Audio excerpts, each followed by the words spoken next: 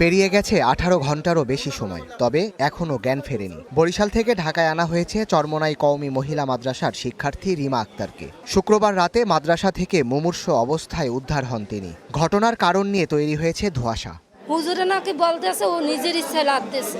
হুজুরে কি দেখছে? আমাকে প্রশ্ন এটা যে আপনি কি সাথে ছিলেন যে ও লাভ দিচ্ছে একলা?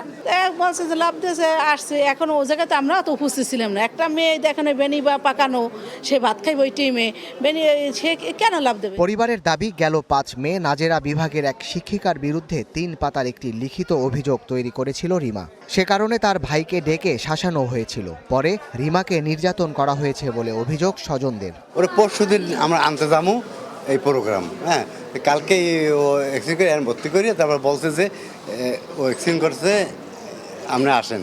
তারপর আমরা যাই দিয়ে ওই অবস্থা, ও তারপর তো চক্ষু মেলে না, লড়ে না, অক্সিজেন দিয়ে রাখছি। তবে নির্যাতনের অভিযোগ অস্বীকার করেছে মাদ্রাসা কর্তৃপক্ষ।